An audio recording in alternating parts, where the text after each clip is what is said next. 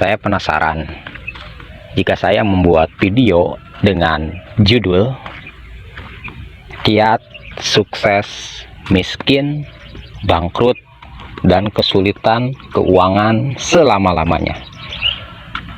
Kira-kira ada yang ngeklik nggak video dengan judul seperti itu? Manusia memiliki kebiasaan mencari apa yang tidak dimiliki olehnya. Ketika orang merasa tidak memiliki uang, maka dia akan mencari 1000 cara bagaimana untuk mendapatkan uang. Ketika orang tidak memiliki pengetahuan, maka orang tersebut akan berusaha untuk mencari pengetahuan. Saya tertarik dalam sebuah cerita bahwa seorang ustadz yang dikomentari oleh ustadz lain dikatakan bahwa masa seorang ustadz kerjaannya nyari duit? Kayak saya dong, belajar, dan belajar. Terus jawaban ustadz yang dikritik tersebut menjawab dengan santai, ya mungkin Anda belajar karena Anda tidak memiliki pengetahuan. Adapun saya merasa bahwa ilmu keagamaan yang saya miliki sudah cukup dan saya belum memiliki uang, maka yang saya cari adalah uang.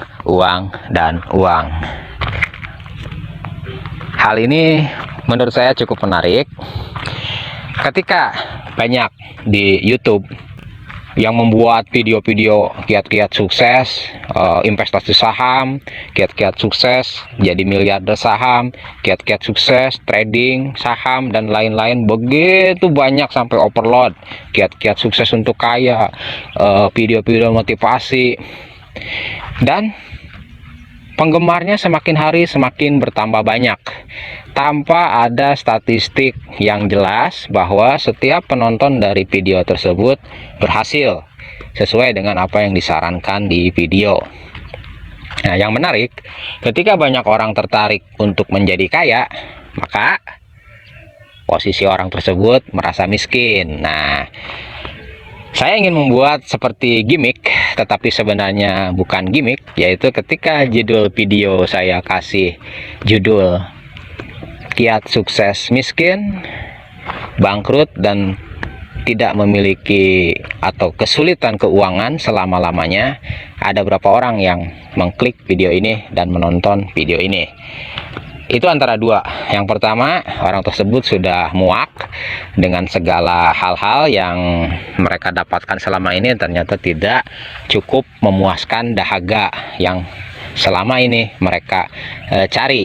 Atau yang kedua, Anda sudah benar-benar sangat kaya, ultra kaya, sehingga Anda gagal miskin, seperti Abdurrahman bin Auf radhiyallahu an. Beliau ingin miskin tetapi gagal menjadi miskin, sebagaimana kasus ketika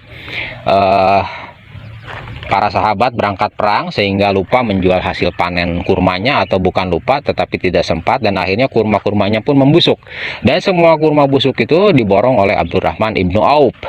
Namun apa yang terjadi ketika semua kurma-kurma diborong oleh Abdurrahman ibnu Auf? Ternyata adalah pedagang dari luar yang mencari kurma busuk untuk pengobatan wabah yang sedang terjadi di negaranya, dan kurma milik Abdurrahman bin Auf, yaitu hasil beliau membeli dari seluruh penduduk yang pada saat itu hasil kurmanya membusuk, dibeli oleh pedagang dari luar tersebut berkali-kali lipat dari harga beli Abdurrahman bin Auf. Maka terkenallah Abdurrahman bin Auf sebagai orang yang gagal miskin. Sebegitu mudahkah menjadi miskin sehingga tidak ada orang yang berusaha untuk mencari bagaimana caranya untuk menjadi miskin, dan orang lebih memilih mencari bagaimana caranya untuk menjadi kaya? Nah, dalam hal ini berarti hampir setiap orang merasa bahwa miskin itu bukanlah suatu pengetahuan yang harus dipelajari, karena setiap orang paham untuk menjadi miskin.